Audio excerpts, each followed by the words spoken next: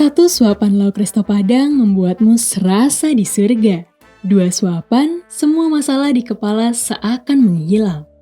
Tiga suapan dan seterusnya, yummy. Namun, pernahkah kamu berpikir kemana perginya sisa makanan yang tidak kita habiskan? Makan merupakan aktivitas esensial bagi manusia untuk memperoleh energi.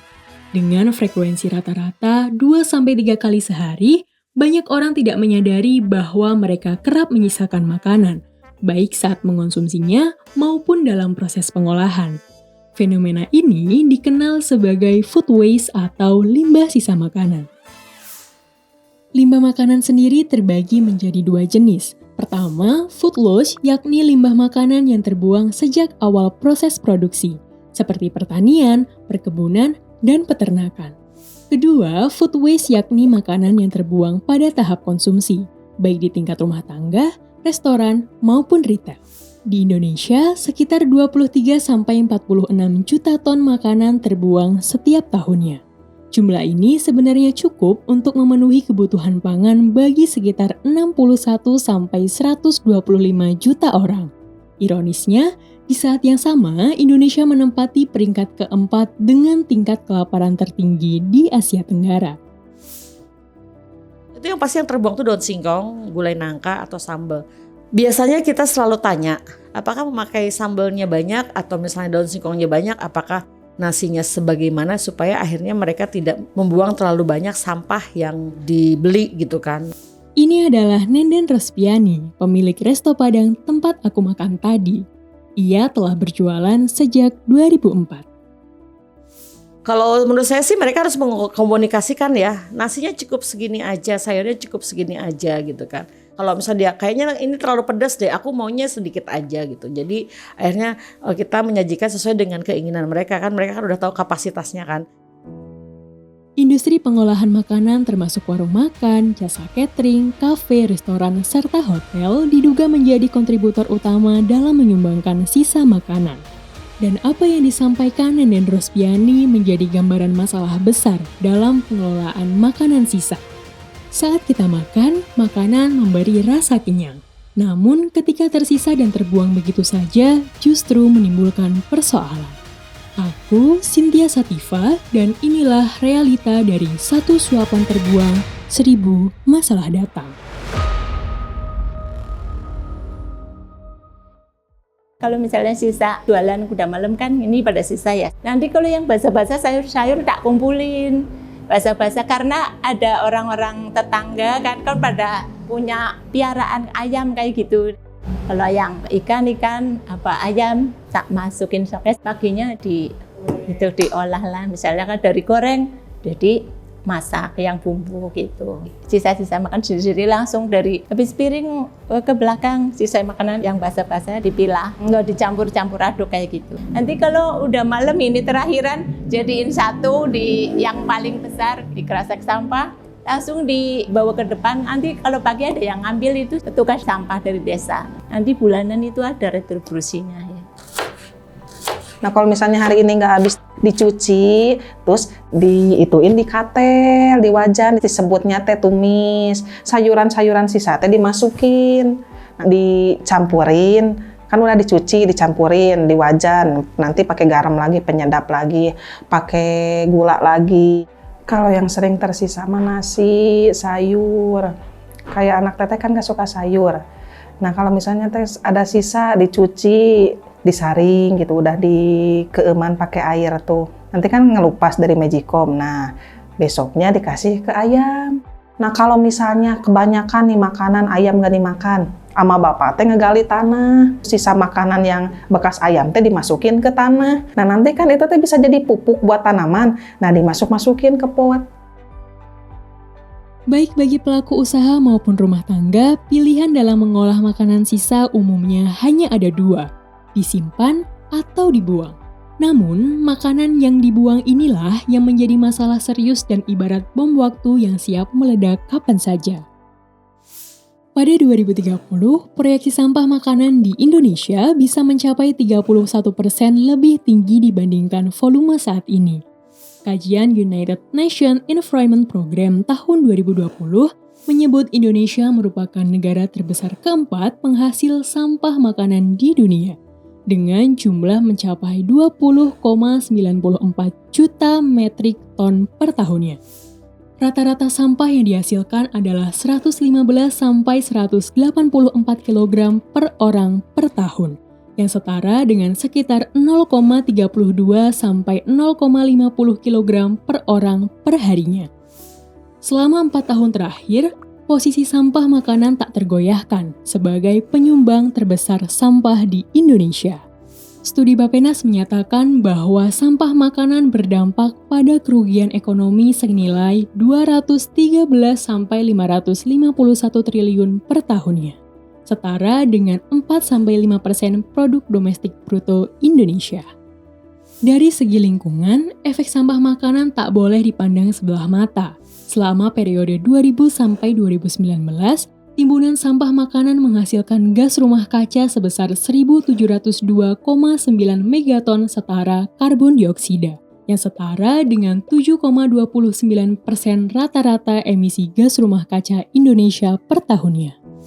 Aku kemudian ngobrol dengan Teresia Gunawan, akademisi Universitas Katolik Parahyangan yang juga fokus pada isu sampah makanan di kota-kota besar. Ia terlibat dalam penelitian Bandung Food Smart City. Kalau kita melihat masalah food waste, ini kan berbicara tentang masalah ketimpangan ya.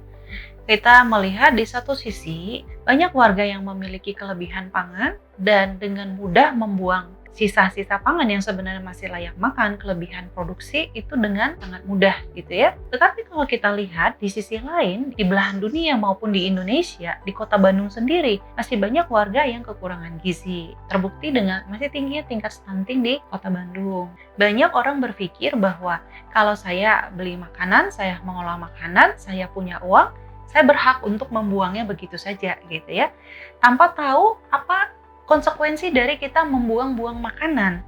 Tetapi mereka tidak tahu bahwa ada konsekuensi lain yang akan terkait sekali dengan tadi ya masalah sosial, masalah ekonomi juga ya, dan kemudian tentunya masalah lingkungan.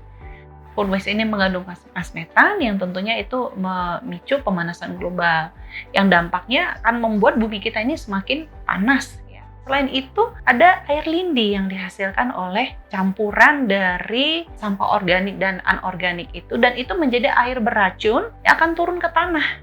Nah, dari pemerintah sendiri, ya edukasi sudah mulai ya, sudah semakin banyak dilakukan. Kalau di Bandung sendiri kita ada gerakan Kang Pisman.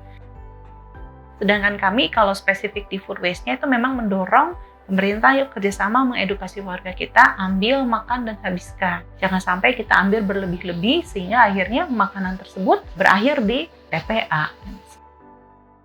Untuk mengurangi limbah makanan, kini banyak instansi atau organisasi yang memanfaatkan sisa makanan yang masih layak konsumsi. Ada juga yang mengumpulkan sampah-sampah organik dan mengubahnya menjadi produk bermanfaat bagi sekitar. Salah satunya di Kelurahan Neglasari, Kecamatan Cibenying Kaler, Kota Bandung. Dari tahun 2016, pengelolaan sampah organik menjadi perhatian utama dalam upaya mengurangi limbah makanan. Warga telah mengembangkan beberapa teknik pengelolaan limbah organik seperti composting, loseda, organic tower garden, dan magotisasi. Tujuan utama dari pemilahan sampah ini adalah kita menerapkan Kang Pisman, kurangi, pisahkan, manfaatkan. Jadi kurangi ya, kita menghimbau kepada warga untuk mengurangi sampah plastik gitu. Kembali lagi ke daun-daun gitu, besek gitu kalau untuk makanan.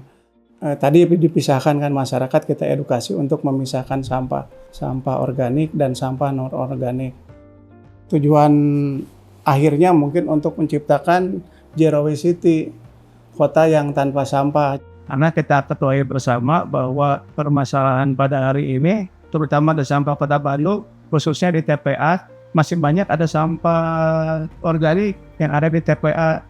Ketaatan pemilahan sampah ini sampai dengan saat ini belum mencapai 100%. Kita di Kelurahan Neglasari di angka 56,38%.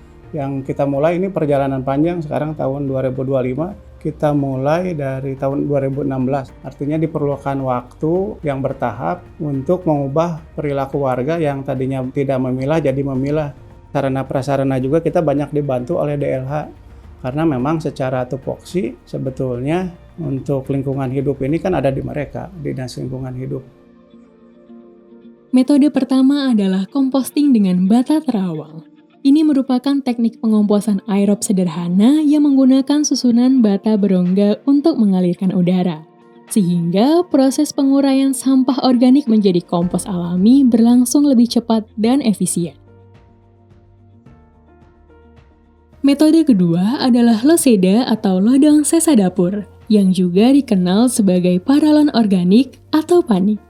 Ini adalah sistem pengelolaan sampah organik skala rumah tangga yang memanfaatkan pipa paralon sebagai wadah fermentasi anaerob.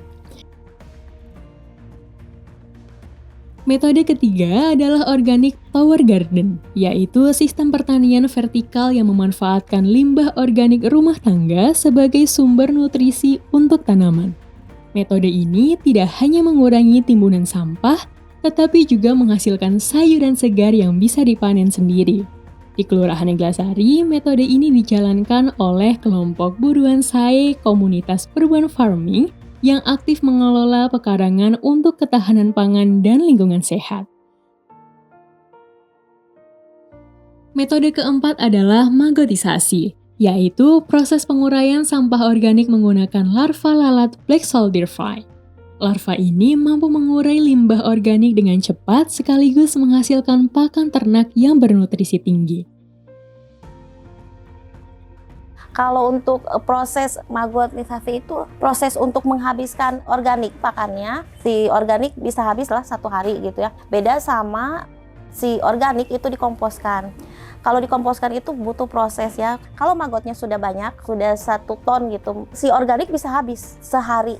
Karena magot itu kerjanya 24 jam hanya makan. Magot manfaatnya yang besarnya itu kan untuk menghabiskan organik, yang kedua untuk pakan ternak kayak ayam, burung, ikan. Kalau magot keringnya bisa untuk bahan kosmetik, malahan lebih mahal ya kalau udah dikeringkan, itu udah di oven, itu 1 kilo bisa 300-400 ribu 1 kilo. Peran serta DLH itu menurunkan 2 tim sebetulnya untuk pendampingan.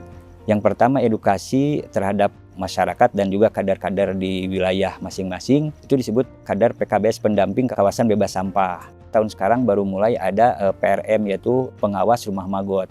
Ini ada korelasinya di mana PKBS itu mendorong untuk pemilahan, bagaimana kita bisa mensinergikan rekan-rekan pengolah rumah magot itu bisa mempertahankan siklusnya itu sendiri, sehingga tujuan utamanya yaitu untuk pengurangan sampah bisa tercapai gitu.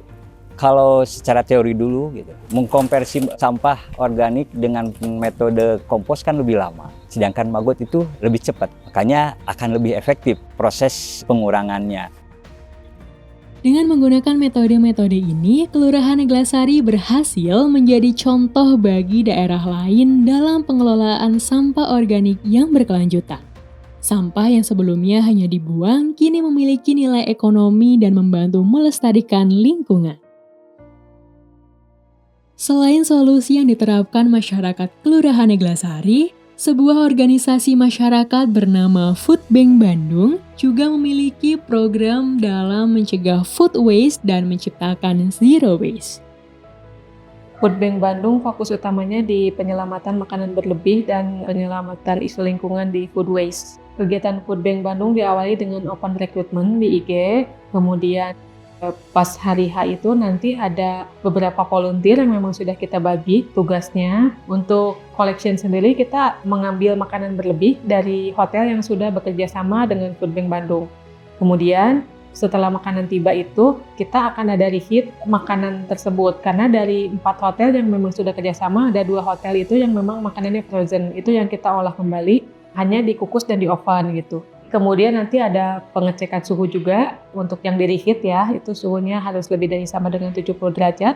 Kemudian setelah suhunya mencapai 70 derajat, itu nanti volunteer harus mencoba makanan tersebut apakah masih layak makan, tidak ada rasa, bau, atau tekstur yang aneh. Kemudian makanan tersebut bisa dikumpulkan di satu meja untuk kita siap-siap packing gitu.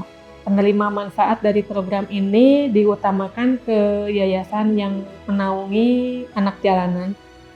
Kebetulan campaign Food Bank sendiri adalah bekal sekolahku, yaitu untuk bekal sekolah anak-anak yang sekolah non formal di sore hari.